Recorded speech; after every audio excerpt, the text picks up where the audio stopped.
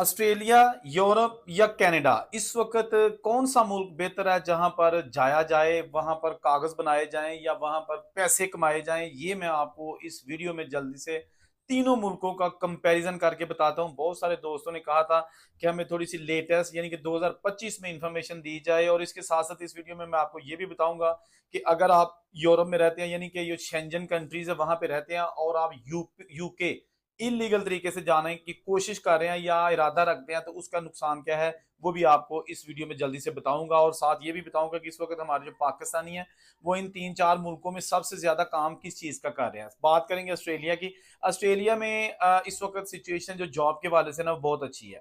मेरा ख्याल है कि पूरी दुनिया के जो कंपैरिजन किया जाए ना, तो ऑस्ट्रेलिया में जॉब रेशियो बहुत अच्छी है। उसकी रीजंस हैं। एक तो यह है कि वहां पे इलीगल लोग बहुत कम हैं जो कि दूसरे लोगों के हक पे डाका मारते हैं, जो कि लीगल हैं और जिनको काम करने की इजाजत होती है। ऑस्ट्रेलिया में स्टूडेंट सबसे ज्यादा हैं, वो पाकिस्तान है या इंडिया है या नेपाल है या बांग्लादेश है।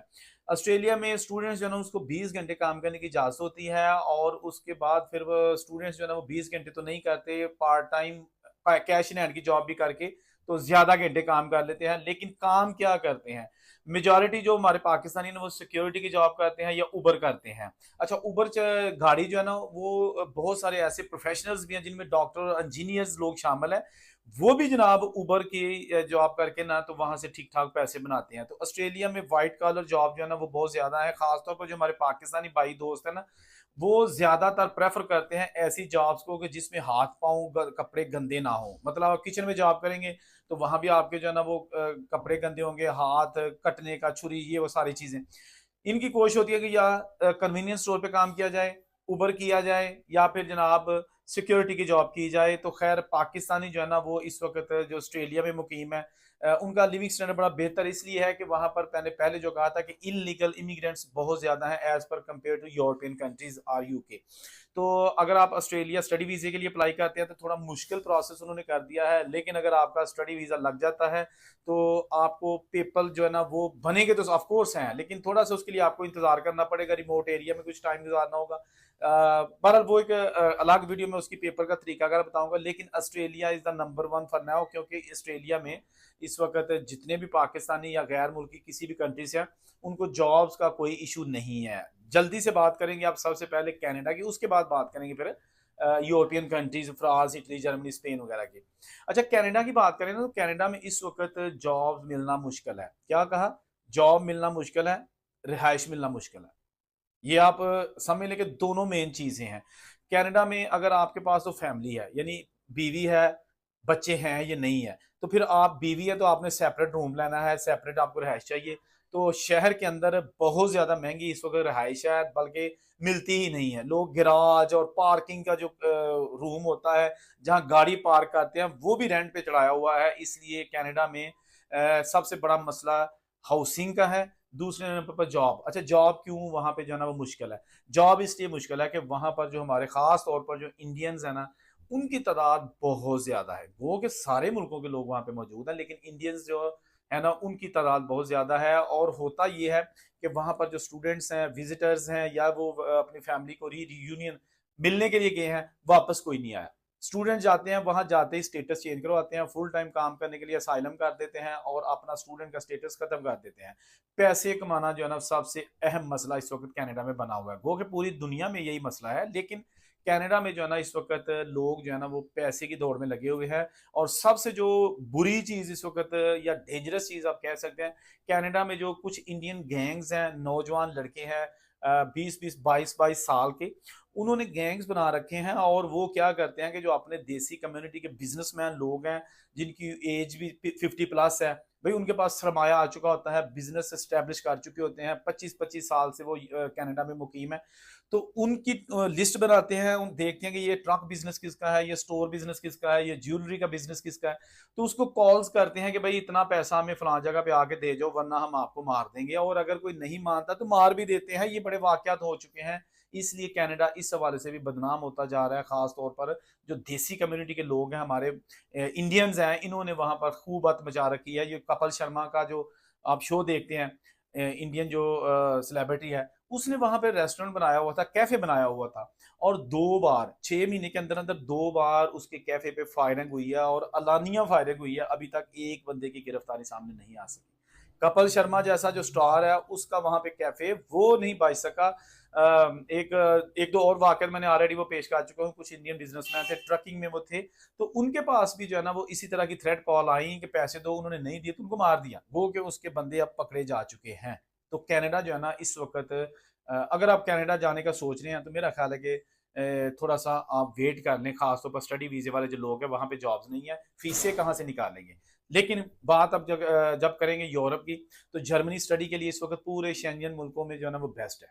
जर्मनी, वहां पर आप फ्री स्टडी है, और उसकी ट्यूशन फीस नहीं है। जस्ट आपको अपना ब्लैंक अकाउंट जो है ना वो बनाना होगा, वो उसमें आपके पैसे होंगे। पाकिस्तान जब आप होंगे तो आपने उस अकाउंट में पैसे रखने हैं, गवर्नमेंट को शो कराने हैं जर्मनी की, क्योंकि मेरे पास पैसे हैं, मैं ये इस्तेमाल करूंगा। और साथ आपको काम करने की भी एक लिमिट तक जो है ना वो आज़ादी होगी। तो वहां पर जॉब जो है ना आपको रेस्टोरेंट्स में बहुत ज्यादा इजी से मिल जाती है। फैक्ट्रीज में जो आप काम लोग बहुत ज्यादा करते हैं जर्मनी में। फ्रांस की बात करें तो फ्रांस में स्टडी वीजे पर लोग कम जाते हैं, लेकिन वहां पर जो है ना विजिटर्स बढ़े जाते हैं। और फ्रांस का जो है ना विजिट वीजा एक हद तक जर्मनी और दूसरे ऑस्ट्रिया नॉर्वे की निस्बत थोड़ा सस्ता है और इजी है। सस्ता नहीं कहना, सॉरी, इजी है। अच्छा, उसके बाद ये होता है कि फ्रांस में अगर बात की जाए तो वहां पर ज्यादातर जो हमारे पाकिस्तानी कम्युनिटी के लोग हैं वो मजदूरी करते हैं। क्या मजदूरी करते हैं? बिल्डिंग लाइन की। जिमीदारा बहुत कम है। जिमीदारा इटली में है। फ्रांस में जिमीदारा जो है ना वो नहीं, कम है, लेकिन जो हमारे पाकिस्तानी करते हैं, बातिमा का काम, रंग का काम, सोल का काम, और इसके साथ साथ बिजली का काम, प्लम्बरिंग, ये काम हमारे पाकिस्तानी छाए हुए हैं। बात करें इटली की, वहां अगर जाएंगे तो इटली में आजकल स्टडी वीजे थोड़े आसानी के साथ लग रहे हैं। लेकिन इटली का स्टडी वीजा जिसने लेना है ना, वो पढ़ने नहीं जाता, वो वहां काम करेगा या अल्लाह तेरी यारी, रुक जाएगा। इटली में क्या करते हैं? सबसे पहले जनाब वहां पे जो जिम्मेदार बहुत ज्यादा पाकिस्तानी कम्युनिटी करती है। किसी भी आप पाकिस्तानी से पूछ रहे हैं ना की काम करना, तो कहेगा जी मैं एग्रीकल्चर का काम करता हूँ। और इसमें आपको काम मिलने के चांसेस ज्यादा हैं, और तनख्वाह होगी 30 या 35 यूरो एक दिन की, नए बंदे की, खास तौर पर जिसके पास वर्क राइट्स नहीं है। और ये काम आपको देगा आपका पाकिस्तानी ठेकेदार या इंडियन ठेकेदार। गोरा पैसे ज्यादा देता है, लेकिन वो कहता है भाई पेपर भी लेके आओ वरना काम नहीं। इसके बाद आप रेस्टोरेंट्स में भी काम कर सकते हैं, वहां पे भी 900,000 आप इटली या फ्रांस में या जर्मनी में 900,000 या मैक्सिमम 1100 यूरो आप कमा सकते हैं। 1000 यूरो का मतलब 3 लाख। 3 लाख में आपने आधे खा लिए, आधे अगर बचत हुई तो मेरा ख्याल है गुजारे के लिए तो ठीक है, लेकिन कुछ ज्यादा बचत नहीं है। ठीक है ना? अगर आप यूरोप में रह के परदेश भी काटते हैं और लाख रुपया महीने का आप घर भेजते हैं, तो मेरा ख्याल है कि ये कोई मुनाफे का सौदा नहीं है। ठीक हो गया। एक बंदा मुझे मिला, वो कहता है जी मैं 40 लाख रुपया लगा के तो ये इधर फ्रांस आया हूँ। तो मैंने कहा कि अभी तक कितने जो है ना वो आपने 40 लाख जो आपने कर्जा लिया था उतारा कि नहीं? कहता नहीं। क्यों? मैंने कहा क्यों? कहता मैं तकरीबन 70-80 हज़ार रुपया महीने का पाकिस्तान भेजता हूँ, और वो तो खा लेते हैं, बिजली का बिल, रोटी, ये वो सारा कुछ मेरे पे ही है, सारा मैं ही बढ़ाऊँ घर में। अभी 2 सिस्टर्स की शादी भी करनी है, तो वो जो 40 लाख है वो मुझे नहीं लगता अंदर 10 साल में भी उतार सकूंगा। कैलकुलेशन बड़ी जरूरी है। जो मैं इस तरह की वीडियोस बनाता हूँ ना, उसमें अगर आप गौर से देखा करेंगे ना, तो उसमें आपको पूरा वो तरीका बताया जाता है जिससे आप ख्वार ना हो बाहर जाके। समझ आ गई? कुछ लोग ऐसे होते हैं उनका वीजा लग जाता है पूरी फैमिली का, और वो पहले दिन ही उनकी कोशिश थी कि फैमिली समेत ही उठ जाइए। भाई गलती ना किया करें, आप अकेले जाया करें। 2 महीने के लिए आप फैमिली पाकिस्तान रहने दें, उसको जरूर लेके जाएं, लेकिन पहले दिन ही जनाब सारा सामान बन के 17 को संदूक ते ना टुर जा करो। उत्थे जाके बड़े मसले होंगे जे।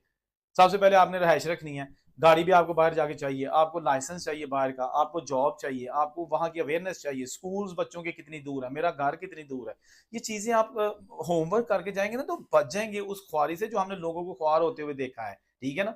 अब ये चीजें कोई नहीं आपको बताएगा। हर बंदा ये बताएगा भाजी वीजे खुल गए, उत्थे जाओ, मौजा ए मार के हर पासे ਤੁਹਾਨੂੰ डॉलर नजर आएंगे।